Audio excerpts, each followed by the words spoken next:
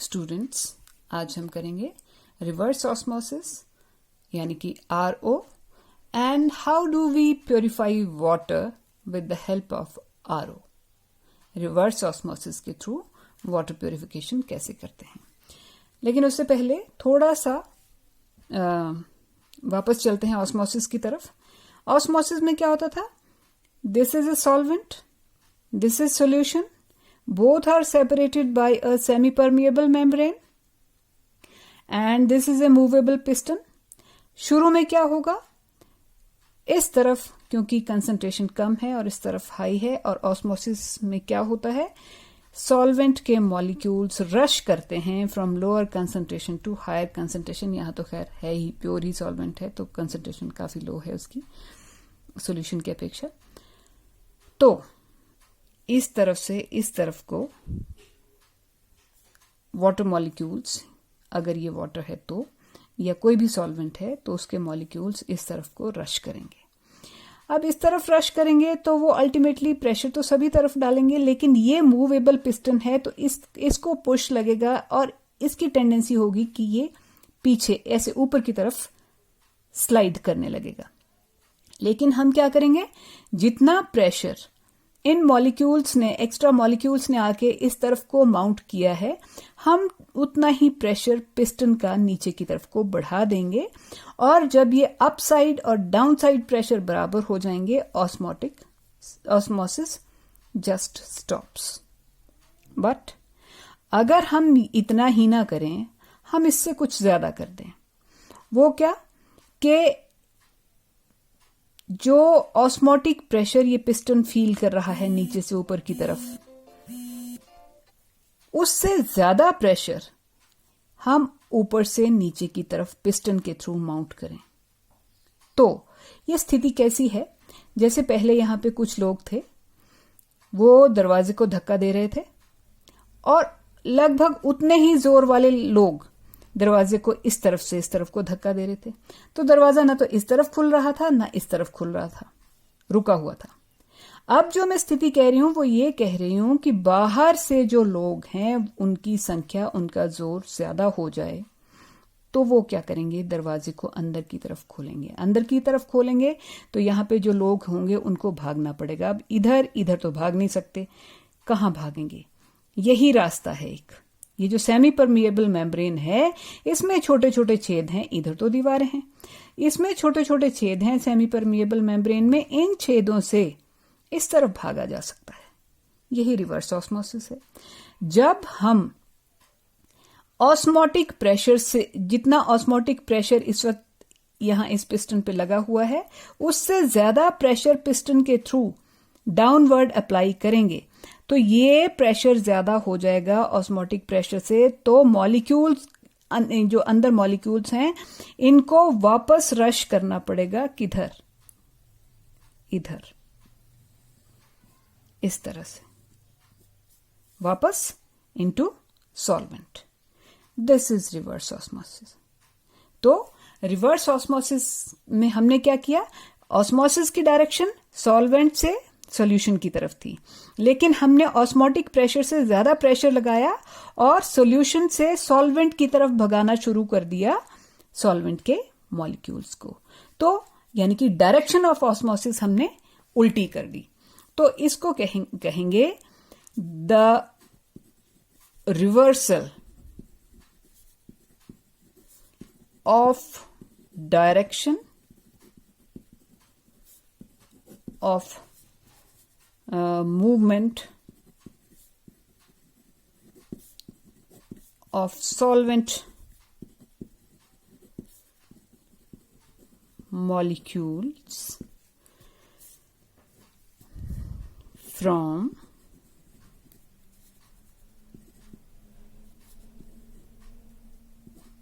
solution to the reversal of direction of normal movement कह देते हैं, normal movement of solvent molecules from solution to solvent separated by a semi-permeable membrane by applying extra pressure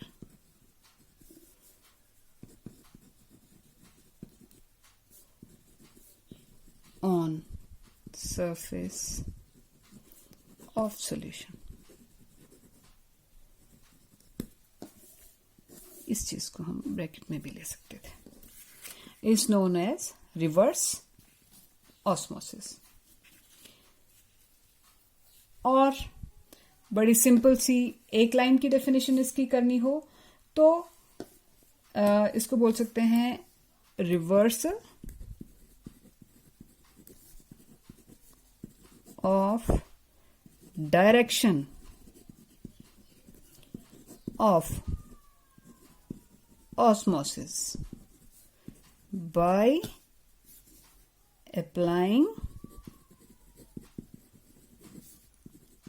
extra pressure on the surface of solution. This is short, लेकिन ये थोड़ा descriptive है, ये पूरी बात कह दे रहा है, पर आपको अगर शॉर्ट डेफिनेशन करनी हो तो आप ये वाली भी कर सकते हैं. तो उसको हम कहेंगे रिवर्स ऑस्मोसिस. अब रिवर्स ऑस्मोसिस के थ्रू हम जैसे डीसेलाइनेशन के काम आता है. ये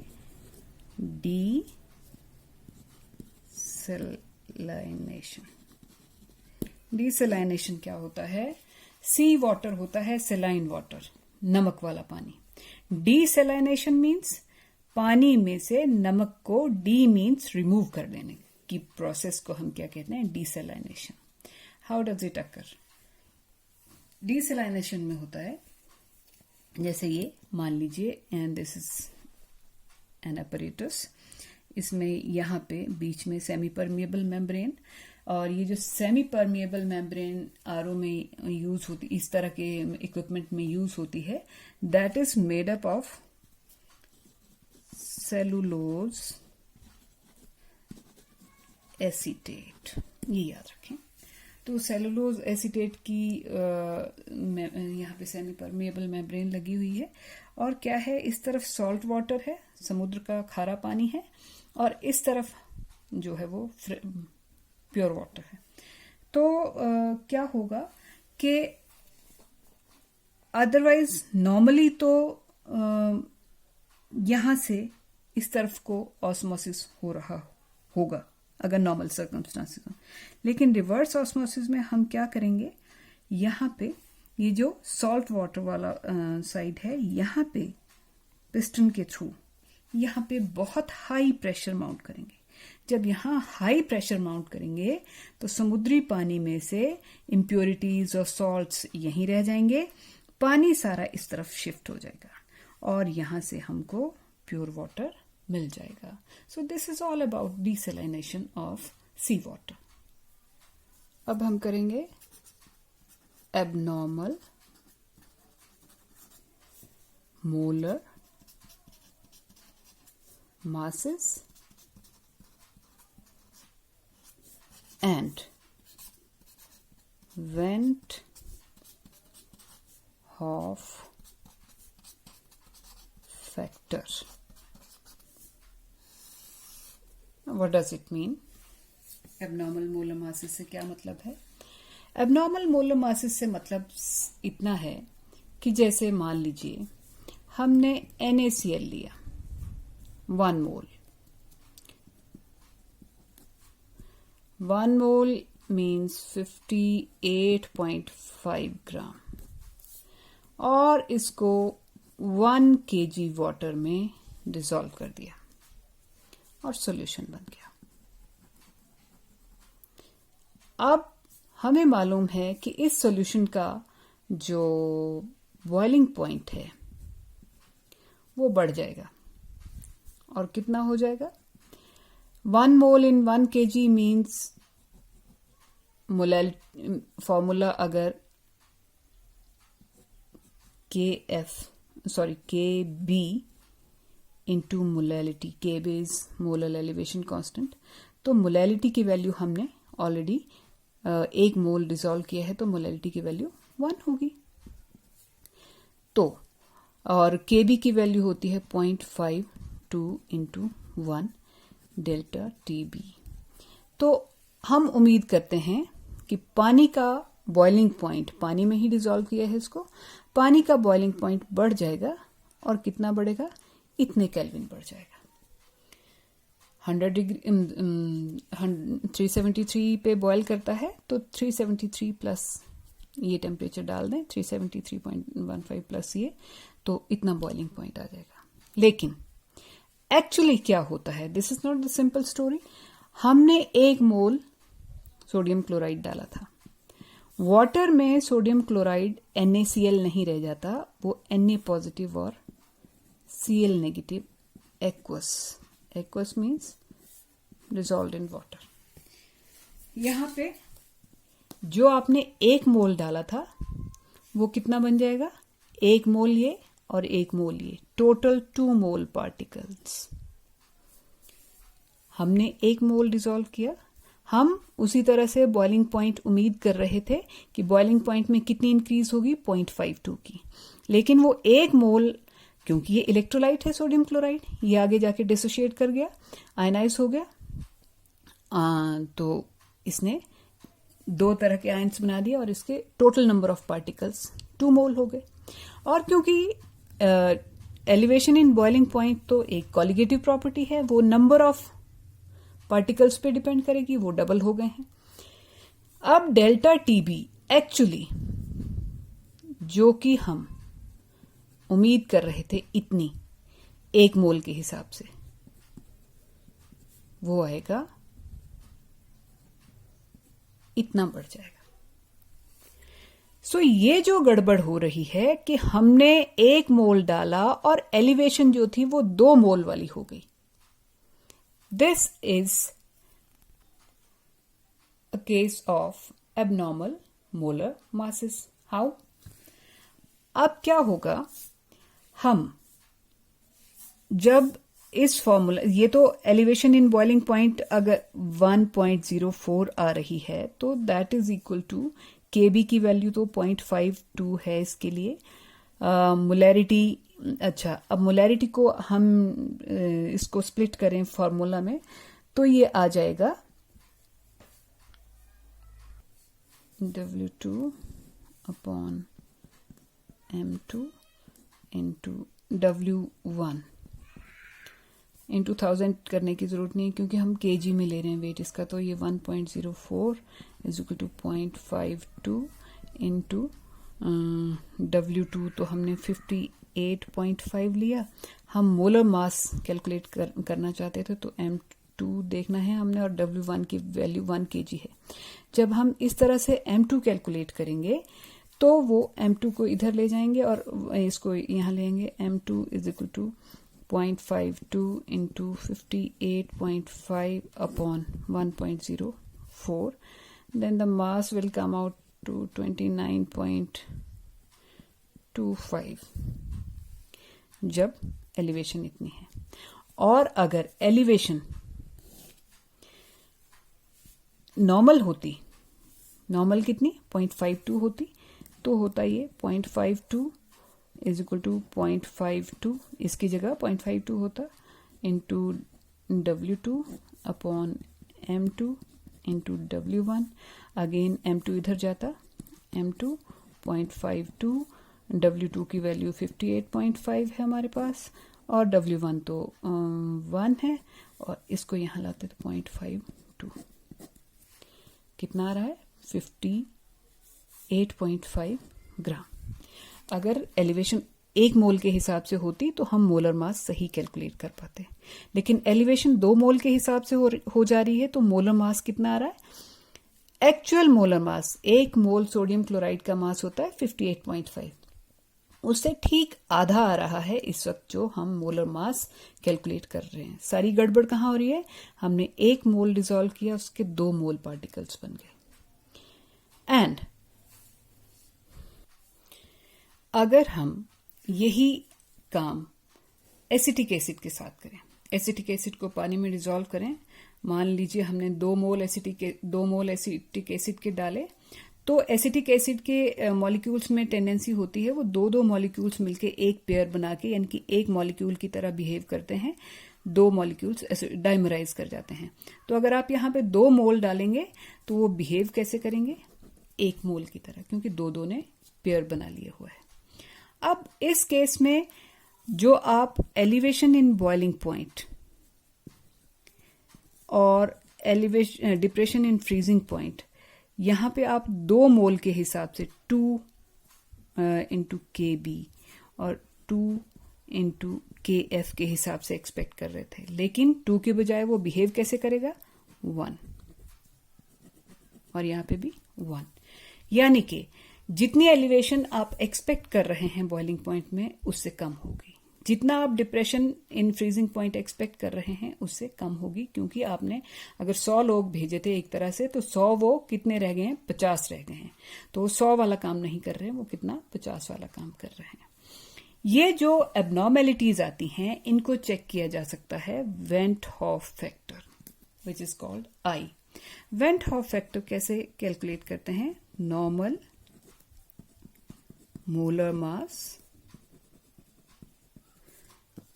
अपॉन एबनॉर्मल मोलर मास।